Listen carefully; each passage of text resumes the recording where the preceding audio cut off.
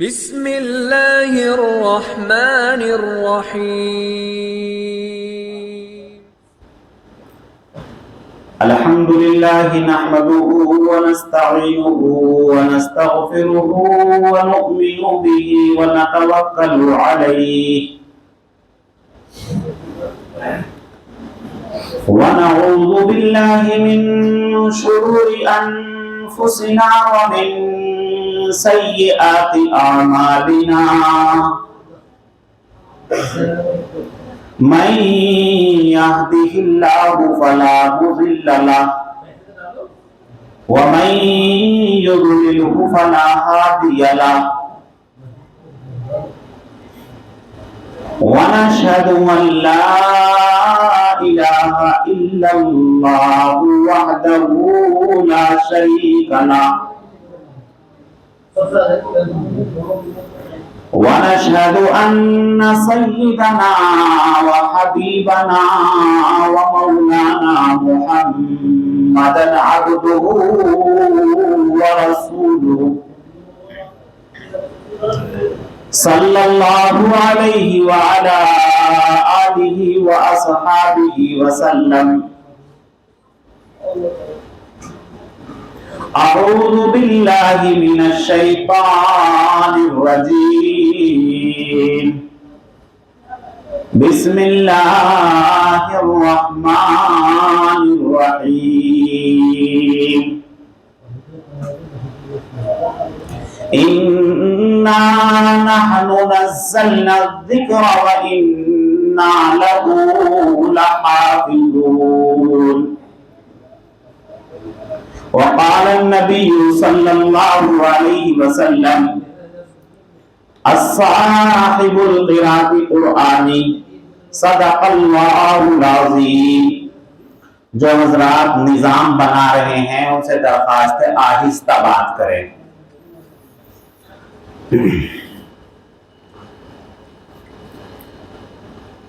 محترم بزرگ و دوستو، جب میں خطبہ پڑھ رہا تھا تو خالی پڑھ نہیں رہا تھا، حقیقت ہے خطبے کو مزہ بھی لے رہا تھا۔ اور آج میں یہ کوشش کروں گا کہ جب جمعے کے دن خطبہ ہوا کرے تو آپ کو اس خطبے کے متعلق تھوڑا سا اتنا بتا دوں تاکہ آپ بھی اس کو سمجھا کریں، ہے نا؟ جمعے کا خطبہ ہوتا ہے، عیدین کا خطبہ ہوتا ہے، نکاح کا خطبہ ہوتا ہے، شروع کا خطبہ سب کا ایک ہی ہوتا ہے، ہوتا نہیں ہوتا؟ اگر ہم شروع کے مطلب کو سمجھ لیں گے تو پھر خطبے کو جب ہم سنیں گے تو اس کی قدر و قامت، عظمت ہمارے ذہن میں اور زیادہ ہوگی۔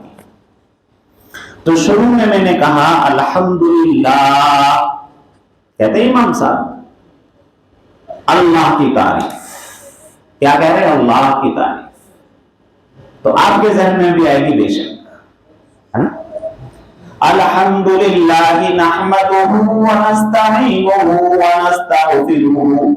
اب اس کا پورا مطلب الفاظ بالفاظ سمجھانے کی ضرورت نہیں، بلکہ یہ ہے الحمدللہ نحمدہ ونستعینہ ونستغفرہ ونؤمن بہ ونتوکل علیہ۔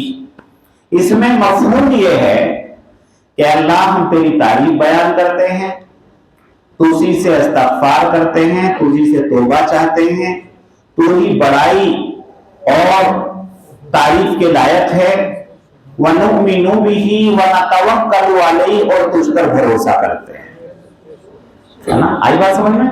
اب خطبہ سننے میں مزہ آئے گا۔ وَنَتَوَكَّلُ، توکل بنے وَنَتَوَكَّلُ عَلَيْهِ وَنَعُوذُ بِاللَّهِ مِن شُرُورِ أَنفُسِنَا۔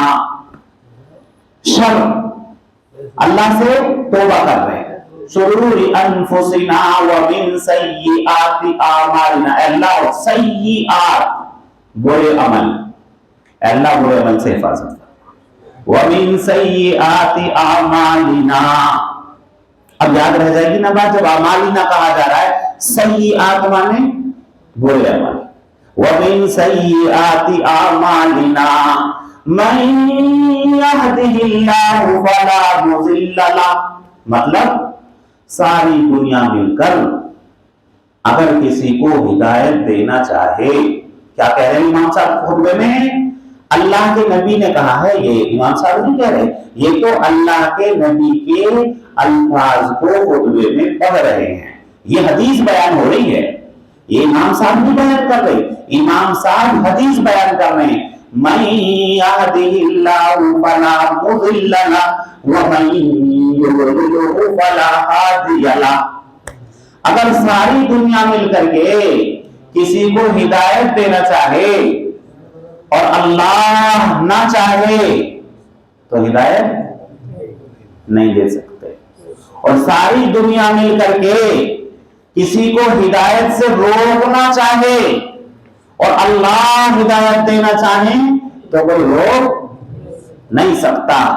تو معلوم ہوا کہ ہدایت تو اللہ سے مانگنے کی چیز ہے. تو ہدایت کس کے ہاتھ میں ہے؟ کہ وہ کس کے ہاتھ میں ہے؟ اللہ کے ہاتھ میں ہے. تو معلوم یہ ہوا کہ من یہدہ اللہ فلا مضل لہ ومن یضللہ فلا ہادی لہ. یعنی یہ کام کس کے ہاتھ؟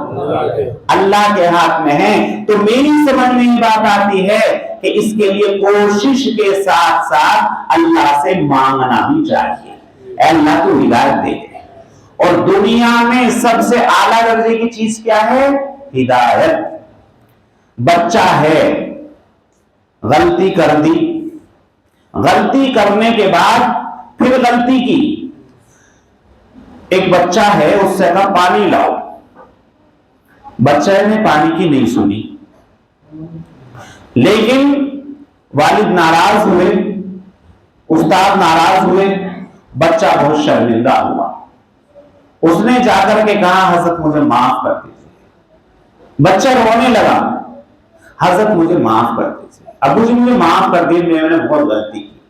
وہ اتنا رو رہا ہے، اتنا رو رہا ہے کہ آپ کو اس کی غلطی اب کچھ بھی نہیں لگ رہی، بلکہ اس کے رونے کی اب آپ تعریف کریں گے. غلطی ہوئی ہے لیکن غلطی پر وہ شرمندہ ہوا ہے، اور شرمندہ ہونے پر اتنا شرمندہ ہوا اب اس کی غلطی کوئی مانے نہیں لگتی. آپ نے میرا بچہ اتنا اچھا ہے، دیکھو پانی کی سنی نہیں، لیکن جب احساس ہوا اتنی معافی مانگی، اتنی معافی مانگی ہے، یہ کتنا نیک بچہ ہے. تو من یہدہ اللہ فلا مضل لہ ومن یضللہ فلا ہادی لہ. ہدایت تو مانگنے کی چیز ہے اللہ سے.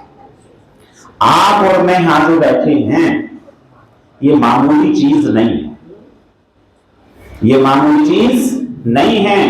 اللہ کے گھر میں اللہ کی مرضی کے خلاف آ ہی نہیں سکتے. اللہ کے گھر میں اللہ کی مرضی کے ساتھ کے خلاف نہیں آ سکتے. آدمی طاقتور ہو سکتا ہے، صحت مند ہو سکتا ہے، سب کچھ ہو سکتا ہے، لیکن اللہ جس کو چاہیں گے اپنے سامنے اس کو جھکنے کی، اپنی مجالس میں اس میں بیٹھنے کی توفیق دیں گے. اللہ کی مجلس میں انسان بیٹھتا ہے وما توفیقی الا باللہ سے، جب توفیق اللہ کی ہوتی ہے جب آتا ہے. اور توفیق اللہ کی نہیں ہوگی مسجد کے دروازے پر بیٹھا رہے گا، جی مدرسے میں بیٹھ کے وقت گزار دے گا، مدرسے میں بیان ہو رہا ہوگا، مسجد میں بیٹھ کے وقت گزار دے گا، مسجد میں دین کی بات ہو رہی ہوگی، مدرسے میں بیٹھ کے وقت گزار دے گا. آپ نے دیکھا ہے، کیونکہ وما توفیقی الا باللہ اس کے لیے نہیں ہے.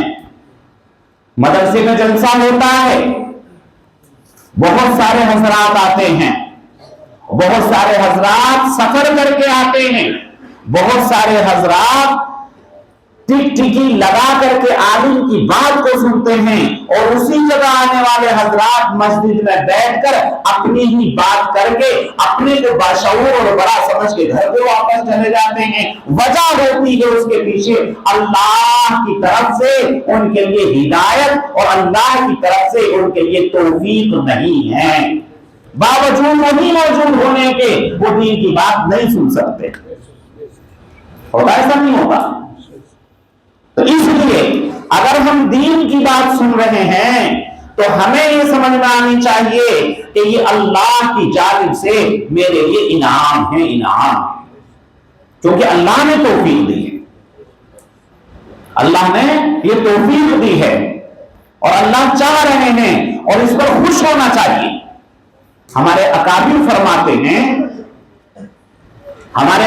فرماتے ہیں کہ جب کوئی نیک کام ہو جائے، کیسا کام؟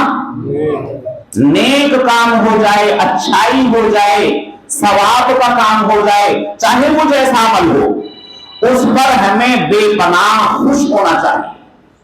وجہ اس کی یہ ہے، نیکی تو وہ ایک ہے، لیکن یہ امید کی جائے گی کہ نیکی کی برکت سے نیکی آتی ہے، نیکی کی برکت سے نیکی آتی ہے. اس لیے خوش ہونا چاہیے کہ اللہ نے ایک نیکی کرائی ہے، اس کی برکت سے اور بھی ہوں گی. اور اگر کوئی گناہ ہو جائے تو ڈرنا چاہیے کہیں اس کی نحوست سے مزید برائیاں نہ ہوتی چلی جائیں اور میں برباد نہ ہو جاؤں. جو آدمی نیک ہوتے، میں نے ایسے حضرات دیکھے ہیں کہ تہجد کے وقت میں ان کے اوپر اگر ایک دن رونے کی اللہ کے سامنے کیفیت طاری نہیں ہوئی تو سارے دن ایسے پھرتے ہیں جیسے ان کا گھر بار لٹ گیا ہو. کیا وجہ ہوئی کہ آج میں نے تہجد پڑھا اور میری آنکھ سے اپنے خدا کی محبت میں اور خدا کے ڈر میں آنسو نہیں نکلا. کیا میں نے کل غلطی کی؟ ایسے حضرات اس دنیا میں موجود ہیں. اور وہ کون ہیں؟ وہ اللہ کے ولی ہیں کہ اگر ان کے دل کے اندر رات کو اٹھ کر کے اگر ان کا رونا پیٹنا نہیں ہوا تو انہیں ایسا لگتا ہے کوئی گناہ ہو گیا ہے کہ اللہ نے رونے کی توفیق چھین لی ہے مجھ سے. ایک تو یہ لوگ ہیں، ایک وہ لوگ ہیں کہ جنہوں نے ایک گناہ کیا، دوسرا گناہ کیا، تیسرا گناہ کیا، گناہ گناہ گناہ گناہ ہوتے چلے گئے اور اتنے گناہ ہوئے کہ ان کا دل سیاہ ہو گیا. اب انہیں اس بات کا احساس بھی ختم ہو گیا کہ گناہ ہے بھی یا نہیں ہے. اب ان گناہوں کو وہ زندگی کا طریقہ مان کر کے جائز سمجھتے ہیں. شیطان کا سب سے بڑا دھوکہ دوستو یہ ہے کہ وہ غلط بات کو غلط نہ ماننے دے، اور جب غلط بات کو غلط نہیں مانو گے توبہ کی توفیق نہیں ہوگی. سب سے بڑا شیطان نے دھوکہ کیا کرایا کہ اس نے غلط بات کو ذہن میں غلط ہی ماننے سے روک دیا، اور جب غلط بات کو غلط ماننے سے ذہن سے رک جائے گی تو اب توبہ کی توفیق نہیں ہوگی. اس لیے کہنے کا مطلب یہ ہے کہ اللہ سے ہدایت مانگو، اے اللہ مجھے ہدایت دے دے، اور ہدایت تیرے ہی قبضے کی چیز ہے، وہ میرے قبضے کی چیز نہیں ہے. ہدایت مانگنی چاہیے تو اللہ سے ہدایت مانگنی ہے. خطبے میں امام صاحب کہہ رہے ہیں، قاری عادل صاحب، من يهده الله فلا مضل له ومن يضلله فلا هادي له. مطلب سمجھ میں آ گیا؟ اب آپ بھی دل میں کہیں گے بے شک تو ہی ہدایت دینے والا. وَنَشْهَدُ أَن لَّا إِلَٰهَ إِلَّا اللَّهُ وَحْدَهُ لَا شَرِيكَ لَهُ. اسے تو آپ جانتے ہوں گے کتنی بڑی چیز ہے. وَنَشْهَدُ أَن لَّا إِلَٰهَ إِلَّا اللَّهُ. خطبے کو پڑھا جاتا ہے، انجوائے کریے، سمجھیے، سوچیے کتنی گہری بات کہی جا رہی ہے. انجوائے کا مطلب کیا ہوتا ہے؟ انجوائے کی مراد کیا ہے؟ انجوائے سے مطلب ہوتا ہے کسی چیز کو فرحت و شادمانی خوشی کے ساتھ اس میں ڈوب جانا. ایک گانا گانے والا ہوتا ہے وہ اپنے لحاظ سے انجوائے کرتا ہے، ایک بہترین قاری ہوتا ہے جب قرآن پڑھتا ہے ڈوب کے پڑھتا ہے وہ بھی انجوائے کرتا ہے، ایک اللہ کا ولی ہوتا ہے جب خدا کے سامنے خدا کی ثنا بیان کرتا ہے اس کا اپنا انجوائے ہوتا ہے جی، وہ بھی ڈوب جاتا ہے۔ تو وَنَشْهَدُ أَن لَّا إِلَٰهَ إِلَّا اللَّهُ جی، وَنَشْهَدُ أَن لَّا إِلَٰهَ إِلَّا اللَّهُ، کتنے میٹھے الفاظ ہیں میٹھے الفاظ، ذرا زبان سے اس کو گہرائی کے ساتھ پڑھو گے۔ وَنَشْهَدُ أَن لَّا إِلَٰهَ إِلَّا اللَّهُ وَحْدَهُ لَا شَرِيكَ لَهُ، تیرے سوا کوئی نہیں، تو ہی وحدہ لا شریک ہے۔ تو کس کی اللہ کی تعریف بیان کر رہے خطبے میں امام صاحب، وحدہ لا شریک لہ ونشہد ان سیدنا، کس سے مراد ہے؟ اللہ کے نبی علیہ الصلوۃ والسلام، ونشہد ان سیدنا وحبیبنا، اللہ کے حبیب، ونشهد أن سيدنا وحبيبنا ومولانا محمدا عبده ورسوله۔ اب ہمارے دماغ میں اللہ کے نبی کی صفت آ جانی چاہیے کہ میرے نبی کا تذکرہ چل رہا ہے، کون نبی؟ اب نبی کا خیال آنا چاہیے کسی کے ذہن میں، جب کبھی کبھی ماں کا خیال آتا ہے تو اس کا گود میں لینا خیال آتا ہے، کبھی بچپن میں میرے چوٹ لگ گئی تھی، میری ماں نے مجھے کس طرح سے پکڑ کر کے میری خدمت کی تھی وہ یاد آتا ہے، کبھی میرے اوپر حالات خراب آئے تھے، میری ماں نے میرے حالات سنے تھے، میری ماں رات کو سو نہیں پائی، میں کاروبار پہ تھا، میری ماں کو میرے حالات کا پتہ چلا، میں تو سو گیا، میری ماں نہیں سو۔ جب ماں کی بہت ساری بات یاد آتی ہے بڑھاپے کے اندر، جوانی میں نہیں، جب ماں دنیا سے چلی جاتی ہے اور ماں کی بہت ساری بات یاد آتی ہے، خصوصاً اس وقت جب کوئی دعا کرنے والا نہیں ہوتا، سنبھالنے والا نہیں ہوتا، تو بڑھاپے کے اندر میں نے ماں کو یاد کرتا ہوں، لوگوں کو روتے ہوئے، کاش میری ماں ہوتی، وہ کچھ نہیں کرتی تو میرے لیے دعا کرتی یا مجھے جو ہے ہمت دلا دیتی۔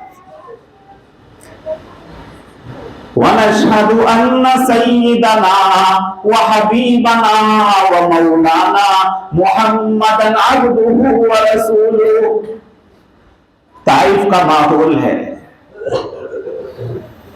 ظلم کرنے والوں نے اونٹ کی اوجھڑی، گندی اونٹ کی اوجھڑی کا انتظام کیا ہوا ہے، پلان کیا ہوا ہے، صرف کس لیے کہ محمد عربی صلی اللہ علیہ وسلم محمد آئے گا تو اس کے اوپر بے عزتی کرنے کے لیے اونٹ کی گندی اوجھڑی ڈالیں گے۔ جب خطبہ پڑھا جا رہا ہے تو اللہ کے نبی کے اوپر ظلم یاد آ رہے ہیں، میرے نبی نے ہماری وجہ سے ظلم سے۔ طائف کا منظر ہے، طائف کے اوباش لوگوں نے پتھر نوکیلے اکٹھے کر رکھے، کیسے؟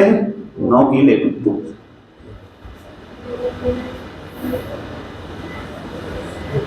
اور نوکیلے پتھر اکٹھے کر کے اوباش لڑکے چاروں طرف کھڑے،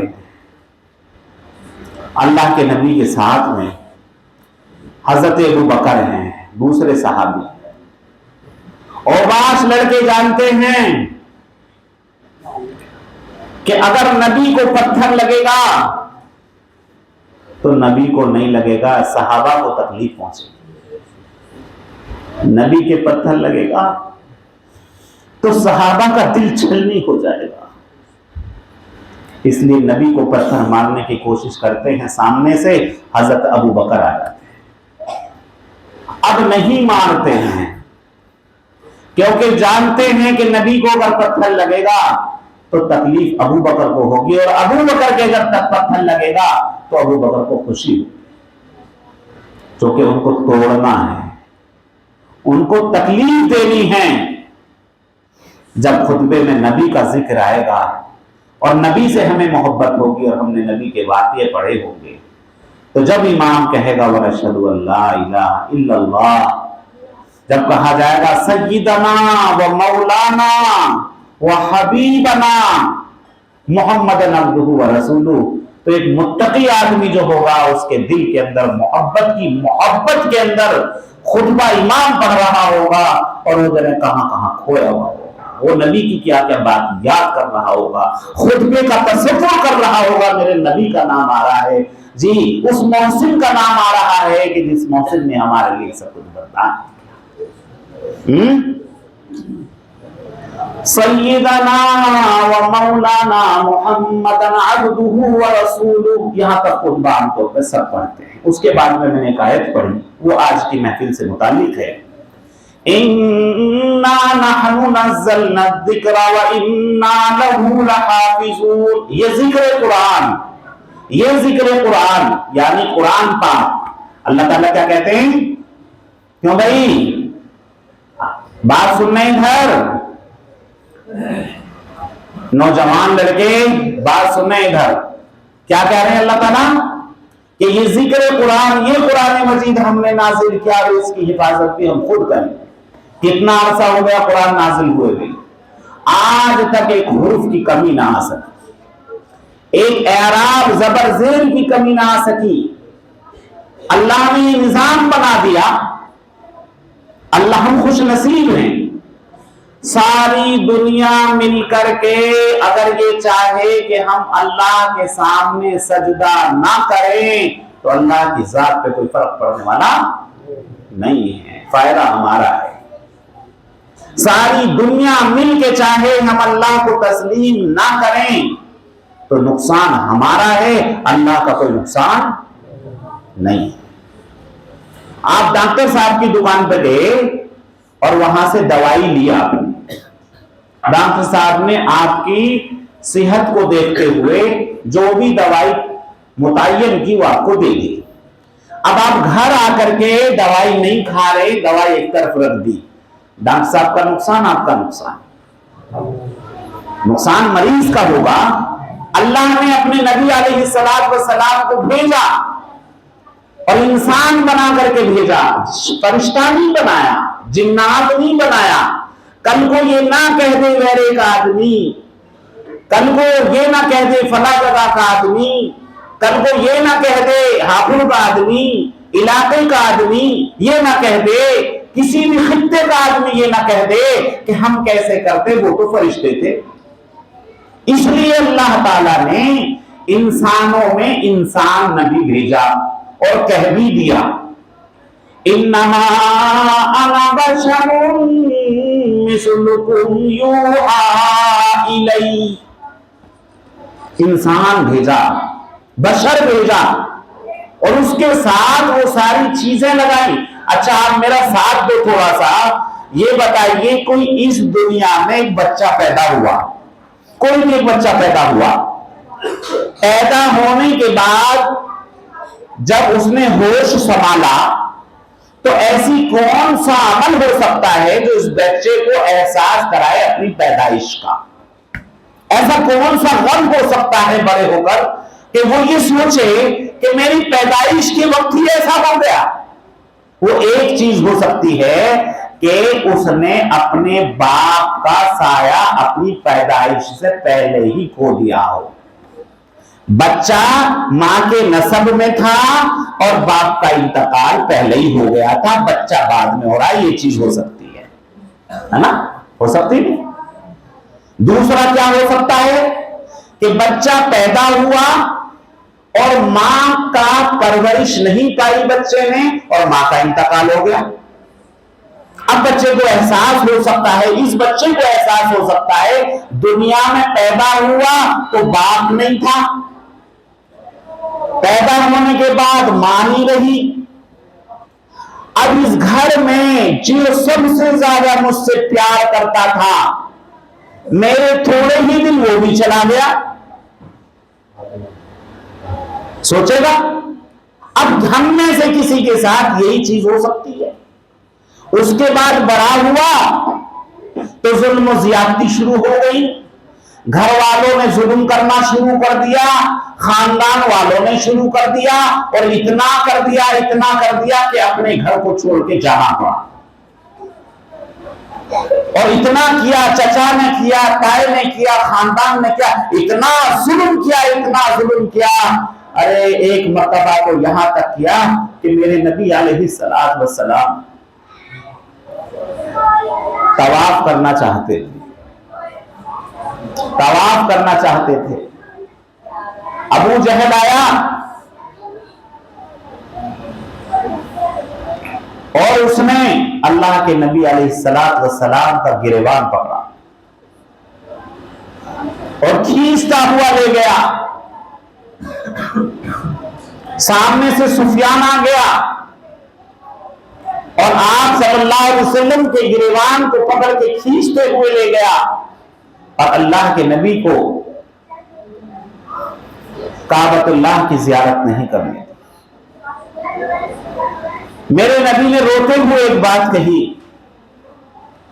کہ ابو سفیان، اس وقت سفیان متولی تھے اس کعبے کے، کہ سفیان اگر کوئی وقت ایسا آیا کہ اس کی چابی میرے ہاتھ میں ہوئی، تو سفیان نے پورا لفظ بھی نہیں سنا اور یہ کہا کہ ایک یتیم، سوچئے کیوں کہا جا رہا ہے یتیم کا ہونا کسی کے ہاتھ میں؟ اہل علم آدمی کسی کو یتیم کہتے ڈرتا ہے، چونکہ یتیم ہونا اللہ کے ہاتھ میں، میرے نبی کے باپ نہیں تھے، یتیم کہا جا رہا ہے۔ دنیا کے سردار کو یتیم کہہ رہا ہے، اس لیے کہ باپ نے کہا، ذلت کے ساتھ کہا، اگر یہ چابی کسی یتیم کے ہاتھ میں ہوگی تو وہ دن سردار قریش کا سب سے بیکار دن ہوگا۔ یہ کس نے کہا؟ سفیان نے کہا۔ ایک وقت آیا، تفصیلی واقعہ ہے کہ میرے نبی کے ہاتھ میں مدینہ سے ہجرت کے بعد بڑی طاقت بنی، جب واپس آئے تو ابو سفیان نے چابی کعبے کے اوپر پھینک دی شرم کے مارے۔ کیوں؟ وہ بات یاد آ گئی، اور اب فتح مکہ کا وقت آ گیا، اللہ کے رسول کے ساتھ بہت بڑا لشکر ہے، بہت بڑی طاقت ہے، اور اللہ کے نبی نے ایک ایسا ماحول بنایا اور یہ اعلان کر دیا کہ جو بچہ ہے اسے ہاتھ نہ لگایا جائے، عورت کو ہاتھ نہ لگایا جائے، کسی کے گھر میں اگر کسی نے باہر نہیں نکل رہا ہے تو اسے کچھ نہ کہا جائے۔ ایسا ایک ڈسپلین بنایا کہ سب لوگ محفوظ بھی ہو جائیں اور لوگوں پر دبا بھی قائم ہو جائے۔ اس لیے ہمارے نبی کا حکم ہے، اگر تم میں کوئی طاقت ہے تو اس کا دبدبا تو قائم رکھو، مگر اس کا استعمال مت کرو، روک کرو۔ یہ ہمارے نبی کا پیغام ہے، اگر مجھ میں کوئی طاقت ہے تو اس طاقت کو بنائے رکھو۔ لوگ تمہارا بھرم مانتے ہیں، لوگ تمہیں طاقتور مانتے ہیں، لوگ تمہارا احترام کرتے ہیں، جنہیں کیا سمجھتے ہیں ان کو سمجھنے دو، لیکن تم کبھی اپنی طاقت کا استعمال مت کرو، کیونکہ جب لوگوں کو تمہاری طاقت کا استعمال کا پتہ چل جائے گا وہ بھی تیاری کر لیں گے، اس روک کو قائم رہنے دو۔ تو لہذا اللہ کے نبی نے ترتیب کیا اختیار کری سفیان کو ہلانے کی؟ حضرت مختار رضی اللہ عنہ ایمان لے آئے کہ سفیان کے دوست تھے۔ عابد بھائی کیا تھے؟ سفیان کے دوست تھے، اور سفیان بڑا کٹر تھا، ایمان لانے کا تھا، اور مختار جو تھے وہ ایمان لا چکے تھے۔ تو یہ حکمت اپنائی کہ مختار تم ایک کام کرو، مدینے سے ہمارا قافلہ چلے گا، جس قافلے کے اندر آگے جلیل القدر صحابی ہیں، خالد بن ولید۔ نام سنا خالد بن ولید کا؟ خالد بن ولید کا مطلب ہے تلوار والے صحابی، بخشش نہیں۔ عمر فاروق، جنگ 10 صحابی سب سے آگے، مدینے سے مکے کی طرف آج روانہ ہو رہے ہیں، اور اسی طرح سے تمام قافلے 1000 لوگوں کے آ رہے ہیں، اور مختار سے کہا کہ تو سفیان کو کسی گھر کے دروازے میں لے کے بیٹھ جائیو، ذرا سا دیکھ تو نہ کرے کیا، ذرا سا لے کے بیٹھ جائیو، کہنے کے کچھ نہیں۔ امان ہے سب کے لیے, بس نہ لے کے بیٹھ جائیو. اب سفیان کو لے کر مختار کچھ لوگوں کے ساتھ میں بولے بھائی میں سب سنبھال لوں گا, پر یہاں بیٹھ کے دیکھے تو صحیح محمد میں کتنی طاقت آ گئی. اب جیسے جیسے مختار کے ساتھ بیٹھ کے دیکھتے رہے سفیان, دل اپنی طرف اندر اندر ڈگمگا گیا. اب جب معلوم ہوا سارا قافلہ جو ہے مکے میں آ گیا ہے اور بیت اللہ کی چابی چاہیے, تو سفیان نے چابی دینے میں کیا توہین سمجھی اور چابی کو پھینک دیا. اب دیکھیے میرے نبی کی مصلحت, یہ دیکھیے نبی کا مصلحت کیا تھی. اللہ کے نبی نے چابی اٹھوائی اور واپس سفیان کو ہی دے دی. چابی اٹھوائی اور سفیان کو ہی دے دی, چونکہ اسلام کسی کو ذلیل کرنا نہیں چاہتا. جو تم کر رہے ہو ہم کریں ضروری نہیں ہے. اور جب سفیان کو چابی ملی, کسی وقت میں 2-3 گھنٹے کا کی بات سفیان پہ ہوگی تو سمجھ میں آئے گی. بہرحال سفیان اس حکمت کے ساتھ مسلمان ہو گئے. تو بہرحال بات چل رہی تھی کہ جو قرآن کریم ہے اس کی کوشش میں اور محنت میں اگر ہم اپنے کو کھپا دیں گے تو پھر ہمیں کیا ملے گا. میں نے حدیث پڑھی, الصاحب القراء قرآنی, پڑھتا جا اور چڑھتا جا. اچھا, ایک حافظ قرآن سے کتنا فائدہ ہوگا؟ کتنے آدمی جنت میں جائیں گے بھائی؟ کتنے؟ اپنا کر رہے ہو 10 کہہ گئے تو 10 تو حدیث میں لکھا. اب میں بتاؤں گا کتنے جائیں گے. 10 تو حدیث میں کمٹمنٹ ہے, لیکن جتنے لوگ دین کی خدمت میں اس حافظ کی خدمت میں لگ جائیں گے, اللہ تبارک و تعالیٰ کنجوس نہیں ہے. جتنے لوگ اس کا ذریعہ بنیں گے اللہ اتنوں کو جو ہے اس کے ذریعہ بننے سے ان کی مغفرت فرمائیں گے. کیونکہ اللہ تو اللہ ہیں, اللہ سے زیادہ دینے والا کون ہے؟ ایک بچہ, اس کی امی نے بچے کو پڑھنے بھیجا. بچہ کس کا ہے؟ ماں کا. ماں کی ممتا نے بچے کو مدرسے میں پڑھنے بھیجا. ماں کا حق ہے یا نہیں؟ اور باپ کا حق ہے یا نہیں؟ اچھا, آپ نے کسی نے نانا کا پیار دیکھا ہے؟ بھائی میں نے تو بہت دیکھا. میں تو اپنے نانا, اکثر آپ نے میری دعاؤں میں سنا ہوگا, نانا دادا کے لیے دعا کرتے ہیں. نانا اپنے نواسے کے لیے اپنے گھر میں بیٹھے ہوئے اگر داماد یہ بھی کہہ دے میرے گھر میں مت آنا, تب بھی نانا کا دل اپنے نواسے کے لیے پگھلتا ہے, وہ اس کو دل سے لگانے کے لیے تڑپتا ہے. جب بچہ مدرسے میں پڑھنے جاتا, میں نے اپنے نانا کا پیار دیکھا ہے اور میں جانتا ہوں کہ جتنے نانا ہوتے ہیں وہ ایسے ہی. تو ماں نے اپنے بچے کو بھیجا, باپ نے اپنے بچے کو دور کرا, نانا کا پیار ملا. اور جب بچہ کوئی حافظ ہوتا ہے یا پڑھتا ہے, اس کی خالہ بھی خیریت پوچھتی. اس کی خالہ جتنے اس کے رشتے میں قریبی رشتے دار ہوتے ہیں سب اس کی خیریت پوچھتے ہیں, دعا کرتے ہیں. جب وہ حافظ ہوتا ہے اس کے لیے دعا کرتے ہیں, شرکت کرتے ہیں. اور کبھی کبھی تو ایسا بھی ہوتا ہے کہ ایک بچہ حفظ کرنے کے لیے جا رہا ہے, ایک بڑے میاں کہیں گھر میں بیٹھے, ان کا ان سے کوئی تعلق نہیں ہے, یہ دیندار ہیں. بچہ نکلا جا رہا ہے, اچھے خیال کے آدمی ہیں, اور یہ اپنے دل سے کہہ رہے ہیں اللہ یہ بچہ پڑھنے کے لیے جا رہا, شیطان کے شر سے حفاظت فرما, اللہ اسے عالم بنا. ان کا بھی دخل ہے. اللہ نے سن لیا, وہ سوتا نہیں ہے, اونگتا نہیں ہے. تو میں نے بہت, اور ایک آدمی ایسا ہے, سن لو اچھی طرح, اس حافظ ہونے کی وجہ سے کتنے لوگ جنت میں جائیں گے اور ان حافظوں کی وجہ سے کئی لوگ جہنم میں بھی جائیں گے. آپ کہیں گے یہ کیا بات ہے؟ ایک حافظ ہونے کی وجہ سے, اس مدرسے کی وجہ سے, اس مسجد کی وجہ سے کتنے لوگ جنت میں جائیں گے. قسم خدا کی کئی لوگ اس مسجد اور اس مدرسے اور اس دین کے کام کی وجہ سے جہنم میں نہیں جائیں گے. آپ کہیں گے یہ کیا بات کر رہے ہیں؟ جتنے لوگ اس نظام سے خوش ہو رہے ہیں, دعائیں دے رہے ہیں, پیسہ بھی نہیں ہے, خوش ہو رہے ہیں, دعا کر رہے ہیں, فرشتے لکھ رہے ہیں. لیکن جتنے لوگ نعوذ باللہ دکان پر بیٹھ کر, چوراہے پر بیٹھ کر کے, بیٹھک میں بیٹھ کر کے اس نظام کی ذہنی طور پر مخالفت کر رہے ہیں, روڑا بن رہے ہیں, فرشتے اس کو بھی لکھ رہے ہیں. مسجد کی وجہ سے وہ بھی جہنم میں جا رہے ہیں. کیوں؟ کیونکہ وہ چاہے ان سے کچھ بھی نہیں ہو رہا ہے لیکن وہ نظام کو روکنے کی اپنی پوری کوشش کر رہے ہیں اپنی نفس کی وجہ سے.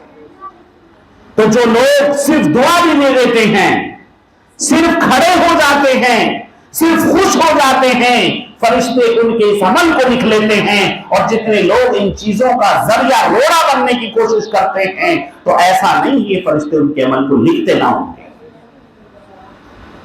اور ایک بات یاد رکھیے، مدرسے چل رہے ہیں جب تک اللہ چاہیں گے، مسجد کا نظام چلے گا جب تک اللہ چاہیں گے، ہم دین کا کام کریں گے جب تک اللہ چاہیں گے.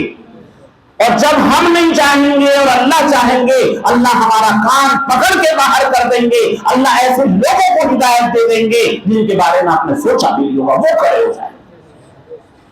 میں نے دیکھا ہے کہ ایک آدمی کے دماغ میں تصور آ گیا کہ مسجد کے نظام کو میں بہت اچھے سے چلا رہا ہوں، مدرسے کے نظام میں میں بہت کوشش کر رہا ہوں، اس کے اندر میں آ گئی اور اس میں کے چلتے ہوئے اس نے کوشش کی اگر میں نہیں کروں گا تو یہ نہیں ہوگا.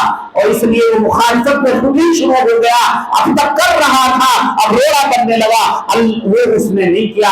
اس کو رونا چاہیے اللہ سے کہ اللہ تعالیٰ نے اس کے ذہن میں یہ بات ڈال کر اس خدمت کا حصہ بننے سے کوئی گناہ ہوا ہوگا جو ذہن میں بات ڈالی اسے ہٹا دیا. اب اللہ تعالیٰ ایسے انسان کو توفیق دے رہا ہے، ایسے انسان کو توفیق دے رہا ہے، ایسے انسان کو توفیق دے گا جس کے بارے میں تم نے سوچا بھی نہیں ہوگا اور وہ اس کام پر کھڑا ہو جائے گا اور اس سے بہتر کر کے دکھا دے گا. چونکہ اللہ نے اب تبدیلی کی سوچ لی اس کی کسی نحوست کی وجہ سے. میں نے دیکھا ہے جلال پور گاؤں آپ کے برابر میں، میں گاؤں کی مثال اس لیے دے رہا ہوں تاکہ آپ سمجھ سکیں. معاشر سعید اختر تھے جلال پور والے، بڑا کام کرتے تھے. عباس بھائی کے پاس میں دین قریب بھی نہیں تھا، بالکل دین قریب نہیں تھا، اور جامعہ کے کنگ بدماش تھے. میں نے ان کا وہ دور دیکھا ہے کہ دلی پولیس بھی عباس کے نام سے گھبراتی تھی. میں نے وہ دیکھا ہے. وہ گورنمنٹ کی زمینوں پر قبضہ کر لیتے تھے. لیکن کیا ہوا؟ ماسٹر سعید اختر صاحب کا انتقال ہو گیا. اللہ تعالیٰ نے عباس بھائی کے ذریعے ایک بڑا کام ایسا کرا دیا جس میں پولیس ان کے پیچھے زیادہ پڑ گئی. عباس بھائی چھوٹتے بھاگتے کسی مسجد میں پناہ لے لیے، امام صاحب نے ان کی دینی تربیت کر دی، ان کی زندگی بدل گئی. مقدمے 17، تہاڑ جیل کا آرڈر، 17 مقدمے، بدماش آدمی. امام صاحب نے تشکیل کر لی، وما توفیقی الا باللہ. اللہ کا حکم ہو گیا کہ سعید اختر کی جگہ خالی ہو گئی ہے اور میں سعید اختر کچھ نہیں، میں اللہ ہوں، جس سے چاہتا ہوں کام لے لیتا ہوں. لوگ سوچتے تھے سعید اختر کام کرتا اب کیسے چلے گا، لہذا سعید اختر کو میں نے بلا لیا، اب ایسے آدمی کو بھیجوں گا جس کا سوچ بھی نہیں سکتے. اب وہاں سے وہ 4 مہینے کی جماعت میں چلے گئے عباس بھائی. جب 4 مہینے کی جماعت میں گئے تو علاقے کے 40 آدمی جماعت میں گئے. جب سردار سمجھ رہے ہیں نا تو علاقہ سمجھ جا. 40 آدمی جماعت میں گئے. جب وہاں سے آئے تو ایسے بنکائے ایسے بنکائے ایسے بنکائے، یہ بھی پتا نہیں رہا. ایک دفعہ تو جیل گئے بعد میں سدھرنے کے. وہ بھی کیسے گئے؟ ایک تاریخ تھی 6 اور ان کے ایڈوکیٹ بھی جو ہوتے تھے سب دوستی ہوتے تھے. تو مذاکر میں یہ پوچھ لیا بھی تاریخ کتنی ہے؟ تو وکیل صاحب نے جو 6 لکھا تھا وہ الٹا دکھا دیا، تاریخ یاد رہ گئی 9. اس گھپلے میں ایک دفعہ جیل رہ گئے 3 دن، پھر ضمانت ہو گئی. 17 مقدمے جو بڑے بڑے تھے اللہ نے کیسے ختم کرا دیے پتا بھی نہیں چلی. اور آ کر کے اتنا بڑا کام کیا کہ اگر سعید اختر صاحب کو کوئی گالی دے دیتا تھا دین کے کام میں تو وہ سوچتے تھے، اور عباس بھائی کو کوئی گالی دے دیتا تھا ایسے سمرے کوئی برا بولتا تھا، گالی دیتا تھا، مارنے کی بات کرتا تھا تو ایسے ہو جاتے تھے جیسے کوئی بات ہی نہیں ہے، کیونکہ زندگی بدل گئی. اس لیے میں یہ کہتا ہوں کہ دوستو اللہ کسی کا محتاج نہیں ہیں. اس لیے دیندار لوگ جتنے ہیں, اگر اللہ دین کا کام ہم سے تم سے لے رہا ہے تو یہ سوچ لینا, کبھی دماغ میں یہ بات نہیں آنی چاہیے ہم کر رہے ہیں یہ اللہ کا احسان ہے. اگر لے رہا ہے, کبھی دماغ میں اگر یہ بات آ گئی میں کرتا ہوں, قسم خدا کی پکڑ آ جائے گی, تمہیں کام پکڑ کے نکال دے گا, کسی اور کو ہدایت دے گا, کسی ایسے کو بھی ہدایت دے گا جو ایمان والا بھی نہ ہو. مگر یہ سوچو تمہارا کیا ہوگا. آج کی رات رمضان کی رات ہے, مقدس رات ہے, قرآن کریم کی عظمت کی برکت سے یہ مجلس مقرر ہوئی ہے. اگر اللہ نے سب کو معاف کر دیا اور ہم میں سے ایک کو نہیں کیا تو کیا ہمارا فائدہ ہو جائے گا؟ مان لو میں ہوں, حضرت علی سے کسی نے پوچھا, حضرت علی نے کہا کہ جب مجھے یہ پتا چلے گا کہ اللہ نے سب کو معاف کر دیا مگر ایک کو نہیں کیا تو میں سوچوں گا مجھے نہیں کیا. تو اس لیے یہ ہے کہ ہر آدمی کو دو کام کرنے ہیں آپ سے. اچھا, ایک آدمی ہم میں بہت گناہ گار ہے اور اس نے مجمع کے سامنے اپنے گناہ کو قبول کر لیا, ٹھیک ہے جی, آپ رات کو دعا ہوگی, ان نے مان لیا میں زانی ہوں اور میں نے گناہ کیا ہے, میں نے فلاں گناہ کیا ہے, کوئی بھی گناہ کیا ہے.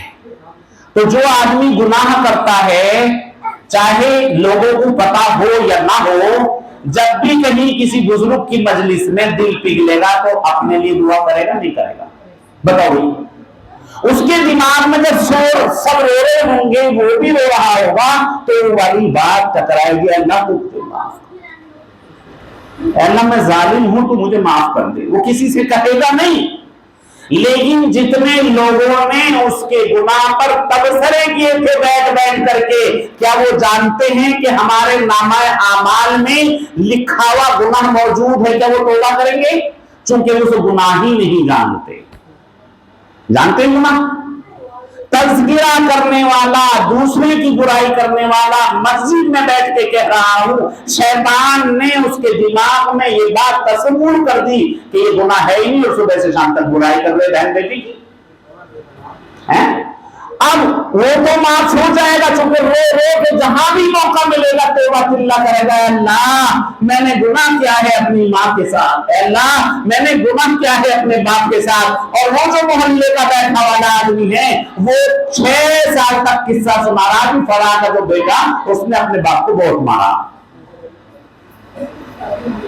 ابھی اس نے اپنی ماں پہ بڑے ظلم کیے اور وہ اللہ سے مانگ رہا ہے, اے اللہ میں نے ماں پہ بڑے ظلم کیے, باپ پہ ظلم کیے, دینداری نہیں تھی, تیری طرف سے ہدایت نہیں تھی, میری جوانی تھی, آج میں بہت پریشان ہوں, میرے مولا تو مجھے معاف کر دے, کل قیامت کے دن میری ماں کے دل کو بھی نرم کر دیجئے کہیں مجھے پکڑ نہ لے. اے اللہ کل قیامت کے روز میں تجھ سے توبہ کرتا ہوں, ماں تو نہیں رہی, کل میری ماں کے دل کو تو نرم کر دیجئے, مجھ سے سوال نہ کرے. اللہ نے روتے اس کے لیے حکم کر دیا, ٹھیک ہے میرا بندہ معافی مانگ رہا ہے, حق تو ماں کا ہے, معاف تو ماں ہی کرے گی, لیکن میں تیری ماں کے دل کو تیرے رونے اور تیرے گلانے کی وجہ سے نرم کر دوں گا, تیری ماں کا تجھے معاف کر دے گی تو اس کا بیڑا پار ہو جائے گا. لیکن جس نے اس کی برائیاں کری تھی اس نے معافی مانگی کبھی؟ اور غیبت کا نقصان کتنا بڑا ہے؟ فرمایا کہ غیبت کرنے والے کی زبان کو اللہ تبارک و تعالی جہنم کی کینچی سے کاٹیں گے. اچھا یہ بتائیے کہ اس کی برائی کرنے سے کسی کو نفع ہوا یا اسے کچھ نفع ہوا ہو؟ علاوہ اپنا وقت ضائع کرنے کے, اپنی آخرت برباد کرنے کے کچھ فائدہ ہوا؟ اپنا اعمال نامہ اس نے سارا سیاہ کر لیا اور گناہگار نے معافی مانگ کر کے توبہ کر کے اپنا بیڑا پار کر لیا, نقصان کس کا ہوا؟ اس لیے بات سمجھ لو. فرمایا کہ غیبت نیکیوں کو ایسے کھا جاتی ہیں, کیسے؟ جیسے چولہا لکڑیوں کو کھا جاتا ہے. بہت آسان سا کام ہے. آج کے بعد میں ہمیں یہ سوچنا ہے کہ ہمیں پیٹھ پیچھے یا سامنے اگر کوئی بات مجھے کہی جائے اگر بری لگے تو میں ایسی بات کسی کے بارے میں نہ کروں. دوسری بات ایک اور سوچنی ہے دوستوں کہ ہم سب گنہگار ہیں, خطاوار ہیں, قصوروار ہیں. ہم سب کے اوپر اللہ نے ستاری کا پردہ ڈال رکھا, عیب جوئی پہ ڈھک رکھا, اور انسان کو سنورنے کا موقع سب کو اللہ دیتے ہیں. لیکن اسے चालाकी समझ कर, होशियारी समझ कर के वो सुधरता नहीं है। एक वक्त जरूर फिर ऐसा आता है कि अल्लाह फिर मौका भी नहीं देते, फिर मारा जाता है। इसलिए याद रखो कि अगर कोई गलती मुझसे हो भी गई है, लोगों को बताने में चालाक मत बनो, अपने मस्जिद में बैठ करके अल्लाह से तौबा कर लो, अल्लाह गलती हो गई है, इसकी बुनियाद आगे ना बढ़ाए। एक गलती होती पकड़नी होती, दूसरी करता, तीसरी करता, और इतनी करता चला जाता है कि फिर इतनी गलतियां हो जाती हैं कि तौबा की तौफीक भी नहीं होती, फिर सरेआम अल्लाह ताला से रुसवा कर देते। इसलिए हमें दुआ करनी है कि किसी के ऊपर एक हर्फ नहीं बोलना इंशाअल्लाह। बोलने के पहले सोचना है कि इसके बगैर बोले भी काम चल जाएगा या नहीं चलेगा, इसके बोले बगैर भी काम चल जाएगा या नहीं चलेगा। बहरहाल अब एक बात ये भी करनी है कि भाई रमजान मुबारक का महीना चल रहा है और ये बड़ी नेकियों वाला महीना। अच्छा बताइए, नमाज तरावी अभी पढ़ेंगे या काम खत्म? अच्छा किस लिए पढ़ेंगे, किस लिए पढ़ेंगे? दो हैं पढ़ने वाले भाई। एक तो इसलिए पढ़ेंगे कि भाई तरावी अभी खत्म नहीं हुई है, अल्लाह मारेगा, क्योंकि चांद देख के शुरू हुई है और चांद देख के पूरी होंगी, भाई अल्लाह की पकड़ आएगी। भाई हम ऐसे वाले मुसलमान नहीं हैं, हम तो दूसरे नंबर के। कौन से? हमें फायदे का पता है। इमाम साहब जब पाऊ पारा नमाज में पढ़ेंगे, उसमें एक हुर्फ के ऊपर बैठ के पढ़ने में 10 नेकी मिलती है, और कयाम की हालत में कितनी मिलेंगी, और रमजान में 70 का ऑफर है। ठीक, अब ये बताइए, इमाम साहब ने नमाज तरावी में कयाम की हालत में जो कुरान सुनाया, उस पर पढ़ने और सुनने वाले को जो सवाब मिलेगा वो कितना होगा, और एक दिन की तरावी छोड़ने का नुकसान कितना होगा, और ये फायदा हमें कब काम आएगा? कब काम आएगा? ये जब काम आएगा जब कुछ दूसरी चीज काम नहीं आएगी। तो इसलिए हमारा नुकसान बहुत बड़ा होने वाला है, नुकसान बहुत बड़ा होने वाला है। अल्लाह की खबर तो होगी ही तरावी ना पढ़ने पर, लेकिन तरावी छोड़ने का नुकसान इतना बड़ा है कि एक दिन के अंदर अगर इमाम साहब ने 20 रकात नमाज पढ़ाई और 20 रकात के अंदर जो सवाब को अगर आप कैलकुलेट करेंगे कितना सवाब मिलेगा, अगर उन्होंने छोटी छोटी सूरत भी पढ़ाई, तो उस रमजान मुबारक के सवाब से हम महरूम रह जाएंगे। इसलिए हम ये तय करेंगे कि हम इतने ज्यादा बेकार मुसलमान नहीं हैं कि अल्लाह ताला हमें इतनी बड़ी दौलत दे और हम उस दौलत को कबूल ना करें। इंशाअल्लाह हम अपने फायदे को जाने नहीं देंगे, और आखिर वक्त तक इस नेकियों के अंबार को अपने आमाल नामे में लिखवाते रहेंगे। इसलिए नहीं पढ़ेंगे हम, इसलिए तरावी नहीं छोड़ रहे कि सुन्नत मौक़दा है, बल्कि इसलिए नहीं छोड़ रहे हैं कि इतना बड़ा नुकसान हम बेवकूफ नहीं कर सकते, और वो भी इतना बड़ा सवाब जो सिर्फ न जब माँ काम आएगी, न बाप काम आएगा, न भाई काम आएगा, न ये दुनिया काम आएगी, न मेरे दादा भी वहां पर होंगे, नाना भी वहां पर होंगे, और मेरे आमाल नामे देखे जाएंगे, मेरे पोते और पोती भी होंगे, मेरी नस्लों के सिलसिले के लोग भी होंगे। मेरे आमाल नामे में बस 50 नेकियों की कमी रह जाएगी जो मैं जहन्नम में जा रहा हूँगा जी, और मेरी सारी पिछली और अगली नस्ल और नस्ल देख रही होगी। तो मुझे अब बताइए कितनी बड़ी रुसवाई होगी कि अगर आमाल नामा उल्टे हाथ में आ गया। अगर मान लो आपसे इस गांव में आपको किसी मामले में जो है जिल्लत उठानी पड़े, तो आप क्या सोचोगे? यार गांव में बेइज्जती, गांव में बेइज्जती हो जाएगी। जहां पुराने बाबा आदम से लेकर के और खानदानों, पुश्तों, नस्लों तक के सारे लोग हमारे मौजूद होंगे, वहां मुर्तजा के हाथ में उल्टे हाथ में अमालनामा आएगा, तो बताइए कितनी तौहीन है। इसलिए हमें तसव्वुर करना है कि जहां हमारे ये पूरा गांव, पूरी दुनिया भी होगी, हमारी नस्ल और नस्ल, जिन दादी और नानी और परनानी को देखा भी नहीं होगा, जिन पोते परपोते और नस्लों को देखा भी नहीं होगा, वो वहां पर होंगे और वहां हमारी जिल्लत होगी। हम ये सौदा नहीं कर सकते, इसलिए हर वक्त डरना है उस जिल्लत से, ہر وقت ڈرنا ہے، وہ ذلت سامنے رہنی چاہیے، میں کوئی عمل ایسا نہ کروں اس گاؤں میں اگر میری بے عزتی ہو جائے تو ہو جائے، لیکن روز محشر میں میری بے عزتی نہ ہو، جہاں آقا مدنی علیہ السلام موجود ہوں گے اور میرے برے اعمال کی وجہ سے منہ میری طرف سے پھیر لیں گے تو میں کہاں جاؤں گا؟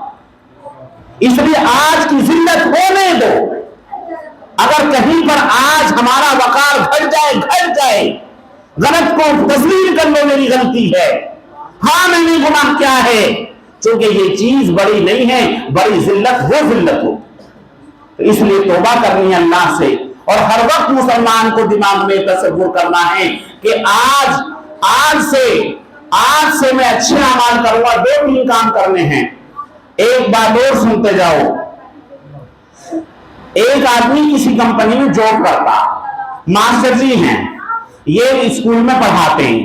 اسکول میں کیا نظام بنانا بھائی کہ اسکول میں جب ماسٹر صاحب آئیں گے تو پہلے سگنیچر کریں گے، اور اب تو گورنمنٹ نے تھم والا کر دیا ہے، یعنی ہماری اس دن کی حاضری تھم کے لگنے سے ہوتی ہے یا سگنیچر رجسٹر پہ۔ اب ماسٹر جی یہ ضد پکڑ لیں کہ بھائی میں سگنیچر تو کروں گا نہیں، پڑھاؤں گا پورے دن، تو پرنسپل صاحب مہینے میں آ کے کہیں گے کہ آپ اسکول تو آئے تھے مگر آپ کی غیر حاضری اتنی ہے، سیلری کہاں سے ملے گی؟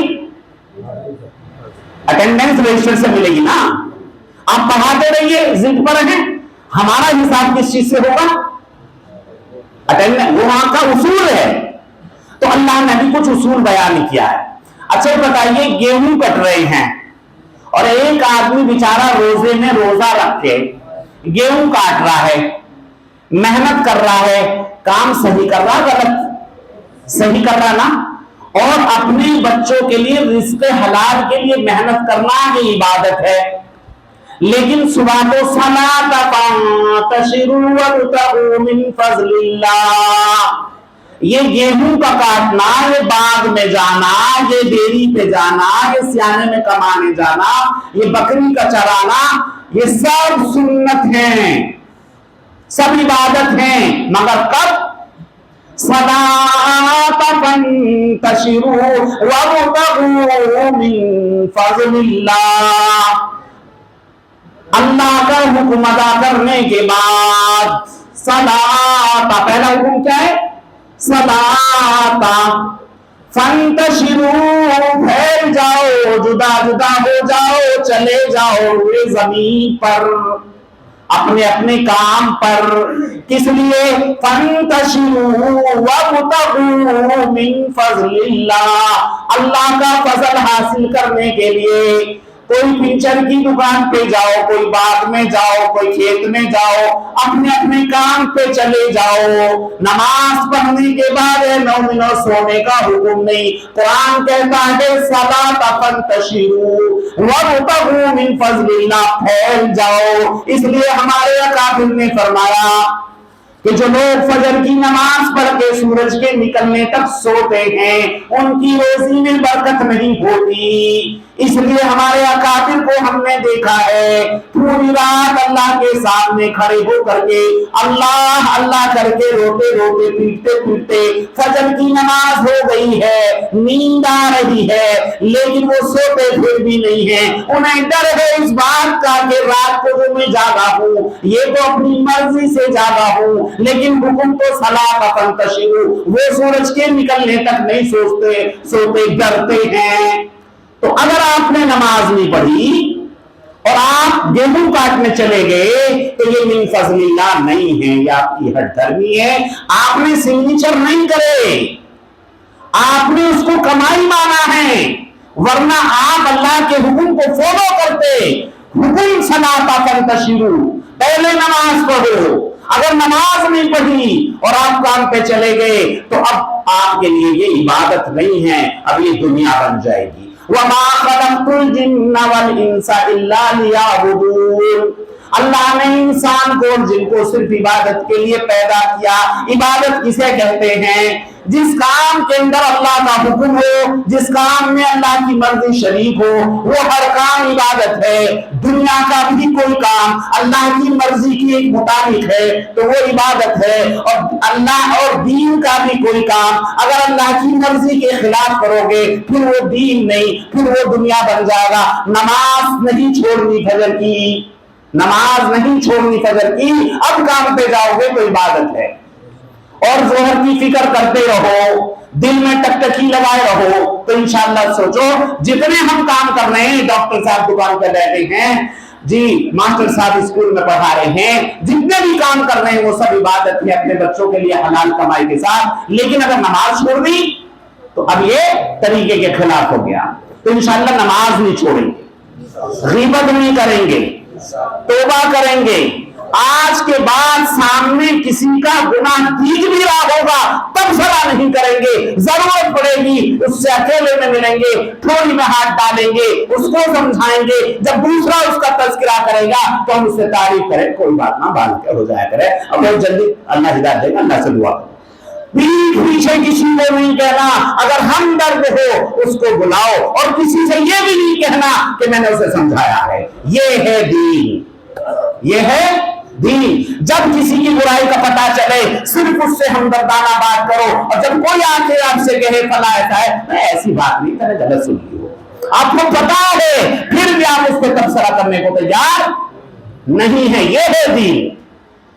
آپ چپ رہو، کہیں ایسا نہ ہو آپ کسی کی، جو آدمی دوسرے کی، جو آدمی کسی کے برے وقت پر ہنسے گا، اللہ کے رسول علیہ السلام کا فرمان ہے وہ تب تک اس دنیا سے نہیں جا سکتا جب تک کہ اس پہ ہنسا نہ جائے،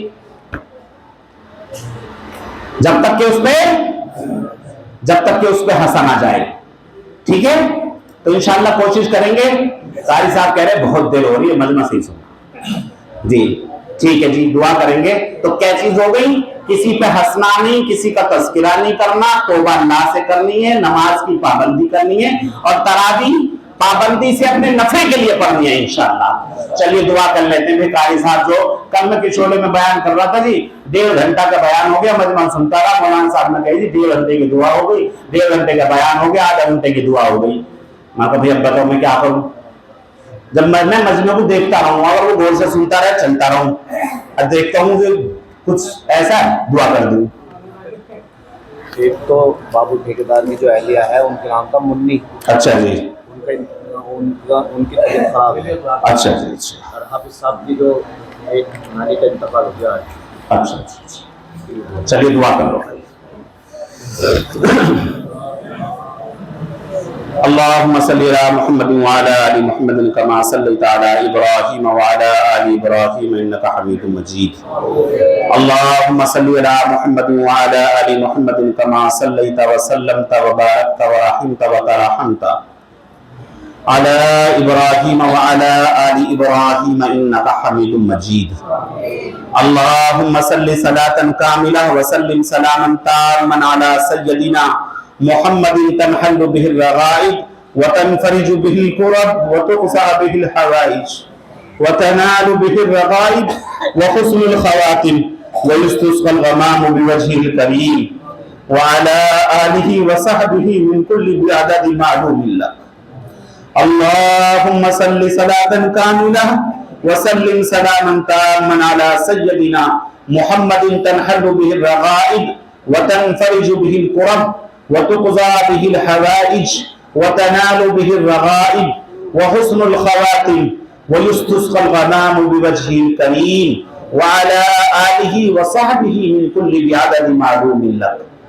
ربنا آتنا في الدنيا حسنة وفي الآخرة حسنة وقنا عذاب النار۔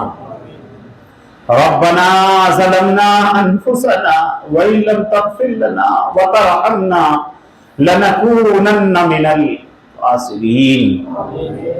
بسم الله الذي لا يضر مع اسمه شيء في الارض ولا في السماء وهو السميع العليم۔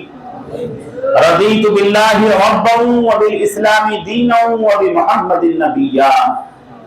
یا اللہ تو ہم سب کا مالک ہے، یا اللہ تو ہم سب کا مالک ہے، یا اللہ मालिक मालिक हकीकी तू ही है। या अल्लाह तू मालिक मालिक हकीकी है। या अल्लाह तू मालिक मालिक हकीकी।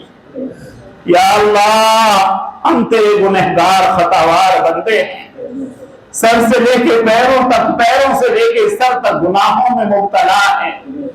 या खुदावंदे कुद्दूस तेरे घर में बैठे कुरान करीम के पढ़ने के बाद ये दुआ हो रही है, और कुरान भी कयाम की हालत में आपके सामने जिन रियायात के साथ कुरान पढ़ा है, या अल्लाह इस कुरान को सुन करके दिल बाग बाग हो गया। मेरे मौला, हम मुसलमानों का यकीन है कि तो कुरान के पढ़ने के बाद जब दुआ होती है कबूल करता है। या अल्लाह हम वास्ता देते हैं तुझे तेरे नबी की मोहब्बत का। या अल्लाह हम खतावार हैं, कसूरवार हैं, सरापा गुनाहगार हैं, खतावार हैं, कसूरवार हैं। या अल्लाह हमारा हर अमल तेरे ऊपर आया है, हम नहीं जानते, बहुत सौ को भूल भी गए हैं, तेरे फरिश्तों ने लिखा है। तू याद रखता है तो भूलता नहीं है। रात के अंधेरे के अंदर, या अल्लाह रात के अंधेरे के अंदर लिहाज के अंदर लेट करके अगर हमारी जबान से भी कोई गुनाह होता है, या अल्लाह तो तू उसको जानने पर कादिर है। या अल्लाह रात की अंधेरी में, या अल्लाह पहाड़ी के ऊपर रात के अंधेरे में अगर चूंटी भी चलती है तू देखने पर कादिर है। मेरे मौला, हम गुनाहगार हैं, खतावार हैं, कसूरवार हैं, सर से लेके पैरों तक और पैरों से लेके सर तक गुनाहों में मुब्तला है। हमने, या अल्लाह तैने हमें बोलने की ताकत थी, हम गलत बोले। तैने हमें पैसे की ताकत थी, हमने गलत इस्तेमाल किया। या अल्लाह तैने हमें इज्जत थी, उसका हमने गलत इस्तेमाल किया। मेरे मौला, हम गुनाहगार हैं, खतावार हैं, कसूरवार हैं। या अल्लाह तुझसे तौबा की भीख मांगते हैं। या अल्लाह तेरे दर पे आ पड़े हैं। मेरे मौला, हमारे गुनाहों को माफ कर। या अल्लाह माफ फरमा। या अल्लाह माफ फरमा। ऐसा कौन सा दर है जो तेरे दर पे अगर माफी ना मिली तो जाकर माफी मांग। अगर तैने आज धुतकार दिया तो हम पे बड़ा जुल्म। या अल्लाह तैने अगर धुतकार दिया तो कहां जाएंगे? वो कौन सा दर है जो तेरे दर के सिवा है? या अल्लाह आज तो हमें माफ करना, अपने कुरान की बरकत से माफ करना। या अल्लाह इस मदरसे को, इस मस्जिद के बरकत से तेरा घर है, तेरे नबी का घर है।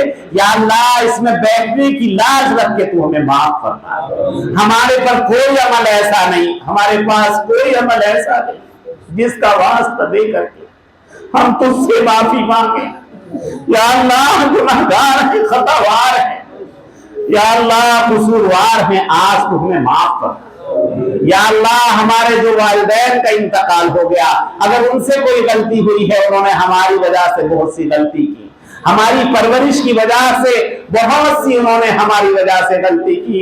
या अल्लाह हम एहसान फरामोश है, अपने वालिदैन को भी भूल गए, नाना नानी के प्यार को भी भूल गए, दादा दादी के प्यार को भूल गए। उन्होंने जो हमारे साथ किया हम कुछ न कर सके। या अल्लाह हमने उन पर भी जुल्म किए, और हम में से बहुत से तो ऐसे हैं कि उन्होंने अपने सास ससुरों पर इसलिए जुल्म किए कि उनकी बेटियां हमारे निकाहों में हैं। जब हमारी बेटी दूसरों के निकाहों में गई हैं, जब हमें एहसास हुआ, लेकिन जब वो दुनिया से चले गए हम तौबा भी न कर सके। मेरे मौला, कल कयामत के दिन अगर उन्होंने पकड़ लिया तो क्या जवाब देंगे? हमने सिर्फ उनकी बेटियां हमारे निकाहों में थी, हमने कभी सब्र नहीं किया, पूरा जुल्म और ज्यादती उनके साथ की। या अल्लाह हुकूकुल इबाद का मामला है। या अल्लाह उनकी बेटियां थी, बस कसूर यही है। या अल्लाह और कोई कसूर नहीं था, हम ताकतवर थे, दामाद थे, हमारा हक बड़ा था, हमने ज्यादतियां की। मेरे मौला, हमने अपनी वालिदैन की शान में, अपने सास ससुर की शान में, नाना नानी दादा दादी की शान में जो गुस्ताखियां की, या अल्लाह तूने माफ फरमा। कल कयामत के दिन उनका दिल हमारे लिए नरम फरमा। या अल्लाह कल कयामत के दिन उनका दिल हमारे लिए नरम फरमा दे, उनकी तू मग़फ़िरत फरमा फरमा दे, उनके दर्जात को बुलंद फरमा दे। या अल्लाह हम एहसान फरामोश हैं, इतने प्यारे रिश्तों को भी भूल गए। होता तो ये सुबह उठते सबसे पहले नमाज पढ़ते, तिलावत करते, अपने अकाबिर के लिए, अपनी वालिदैन के लिए दुआ करते और फिर घर से निकलते। या अल्लाह तू हमारी एहसान फरामोशी को माफ फरमा और तू हमें मजीद हिदायत अता फरमा, अच्छी तौफीक अता फरमा। या अल्लाह अच्छी तौफीक अता फरमा, या अल्लाह अच्छी तौफीक अता फरमा। या अल्लाह ज़माना बड़ा खराब है, आज के नौजवान लड़के लड़कियों के ईमान भी सब हो रहे। तेरे नबी आखिर वक्त तक रोते रहे, ईमान पर खात्मे की दुआ करते रहे। या अल्लाह आज के जमाने में ईमान का बचाना बड़ा, ईमान सर्द हो रहे। कितने दीनदारों की लड़कियां, कितने दीनदारों की लड़कियां ईमान से मुर्तद हुए। मेरे मौला उनको ईमान के अंदर वापसी की तौफीक अता फरमा। या अल्लाह तौफीक अता फरमा। या अल्लाह कहीं ऐसा ना हो कि सारी जिंदगी हम दुआ करते रहे, तौबा किल्ला करते रहे, नमाज पढ़ते रहे और कोई नहुसत का अमल ऐसा हो जाए कि तू नाराज हो जाए और हमारा खात्मा ईमान पर ना हो तो बर्बाद हो जाए। या अल्लाह सारी जिंदगी अच्छे अमाल की तौफीक अता कर, ईमान पर खात्मा अता कर। या अल्लाह अभी जो मुन्नी खातून के बारे में बताया गया, या अल्लाह तो उनको शिफा अता कर। या अल्लाह हाफिज साहब की नानी का जो इंतकाल हुआ, या अल्लाह उनकी मग़फ़िरत कर। हम सब के नाना नानी, दादा दादी, माँ बाप जो दुनिया से रुखसत हो गए, या अल्लाह वो हमसे बड़ा प्यार करते थे, बड़ा प्यार करते थे, मुंह का निवाला भी देना पसंद करते थे, हमारे लिए सब कुछ करते थे। या अल्लाह तो उनकी मग़फ़िरत कर, उनके दर्जात को बुलंद फरमा। हमारी नस्लों के अंदर हमारे लिए दुआएं करने वाले पैदा कर, हम कब्रों में हों और हमारी नस्लों के अंदर हमारे लिए दुआएं करने वाले पैदा कर। या अल्लाह जो भाई कारोबार से परेशान हैं उनके कारोबार में बरकत अता। या अल्लाह जिनके पास कारोबार है बिलखुसूस, या अल्लाह ऐसे ऐसे जिनके कारोबार हैं जो मौसम के ऊपर मुनहसिर होते हैं, हालात के ऊपर मुनहसिर होते हैं, या अल्लाह ज्यादा गर्मी से, ज्यादा बरसात से, ओलों से, या अल्लाह मौसम के हालात से उनकी फसलों को, उनके बागों को या अल्लाह को हिफाजत फरमा। या अल्लाह जब इन पे होता है खूब मस्जिद में भी देते हैं, या अल्लाह जब इन पे होता है खूब मदारिस में भी खर्च करते हैं। या अल्लाह बेशक तू लेके भी आजमाता है, दे के भी आजमाता है। या अल्लाह लेकिन हम कमजोर हैं, हर आजमाइश का मुकाबला नहीं कर सकते। या अल्लाह तू हमारी आजमाइश ना लीजिए, हम फेल हो जाए। या अल्लाह तू हमारी फसलों में, हमारे कारोबार में बरकत अता। या अल्लाह जिसका जो भी कारोबार है, या अल्लाह अपने फजल का, खैर का, बरकत का मामला कर। या अल्लाह तू इज्जत देने वाला है, जिल्लत से तू ही हिफाजत फरमाने वाला है। या अल्लाह इज्जत अता कर, जिल्लत से हिफाजत फरमा, आपस में मोहब्बत पैदा फरमा, हमारी जबान पर किसी की बात ही ना आए। या अल्लाह तो हमें ऐसी हिदायत अता कर, मस्जिद के अंदर बैठकर, मदरसे के कमरे में बैठकर, या अल्लाह गीबतें हम करते हैं, घरों में बैठकर करते हैं, दरबार में बैठकर करते हैं, अपने को सबसे अच्छा मानते हैं। जिसने गलती की वो तौबा कर लेगा, तू माफ कर देगा, हम बर्बाद हो जाएंगे। या अल्लाह ऐब जोइयों के ऊपर तबसरे करने से तू हमारी हिफाजत फरमा। या अल्लाह किसी के ऊपर हंसने से हिफाजत फरमा। या अल्लाह किसी के बुरे वक्त में, या अल्लाह हंसी से हमारी तू हिफाजत फरमा। या अल्लाह जो कुछ भी दीन का काम करते हैं वो तेरी तौफीक से ही तो करते हैं, हमारा क्या है इससे। तू चाहेगा काम लेगा, तू चाहेगा भगा देगा। या अल्लाह हर दीन का काम करने को ये समझने की तौफीक दे दे, इसमें हमारा कुछ नहीं, अल्लाह ही का हुक्म है, अल्लाह की मर्जी है। मैं से, बड़कपन से अल्लाह को हमारी हिफाजत कर। या अल्लाह तू आलिमुल गैब है। या अल्लाह हम में से जितने लोग बीमार हैं सबको शिफा अता कर, हमारे घर वालों में जो बीमार हैं सबको शिफा अता कर। या अल्लाह हमारे बच्चों में अगर कोई कमी आ गई है तो तू ही हिदायत देने वाला है। या अल्लाह एक जमाना होता है जब हम अपने माँ बाप के پیسے پر اپنے ماں باپ کے یا اللہ اپنے ماں باپ کے اوپر ہم زندگی گزارتے تھے. دوسرا دور آیا جو اپنی محنت سے فضل تے نے دیا اس پر گزاری. تیسرا مرحلہ بڑا کمزور ہے اولاد والا. ہم نے 70 سال کی زندگی میں بے عزتیاں ہوتی تھی, پوری زندگی عزت کی گزری, اور اس اولاد کی کسی نہ کسی کمی کی وجہ سے بڑھاپے میں سفید بال ہے, سفید بال ہے, پوری زندگی بہت حساب سے چلے اور نہ جانے کوئی غلطی اولاد سے ہوئی اور اس کا خمیازہ ہم نے 70 سال کی عمر میں اللہ کے نیک بزرگ کو اولاد کی کمی کی وجہ سے جیل کی سلاخوں میں جاتے دیکھا. میرے مولا وہ کون سا وقت ہے جب تک اس دنیا سے نہ جائیں جب تک تیری نصرت کی مدد کے محتاج ہے. آخری سانس تک تیری نصرت چاہیے, آخری سانس تک تیری مدد چاہیے. ساری زندگی تیری مدد رہی, ایک لمحے کے لیے اگر اٹھ گئی تو برباد ہو جائیں گے. ہر لمحے تیری مدد اور تیری نصرت کے محتاج ہیں. یا اللہ پوری زندگی ہمیں اپنی نصرت کا معاملہ, پوری زندگی یا اللہ اپنی مدد کا معاملہ فرما. یا اللہ تو عالم الغیب ہے, دلوں کا بھیدوں کا جاننے والا ہے. اپنے حبیب سے سچی محبت دے, اپنے نبی سے سچی محبت دے, آقا سے سچی محبت دے. جیسی آپ کو ہم سے محبت تھی اے اللہ کچھ حصہ ہم میں بھی دے.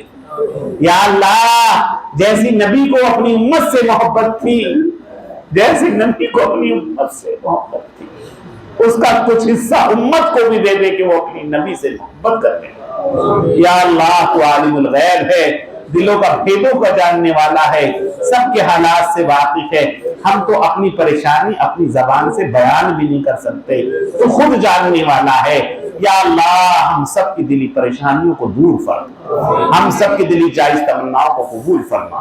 اجمعین برحمتک یا رحمت. السلام علیکم.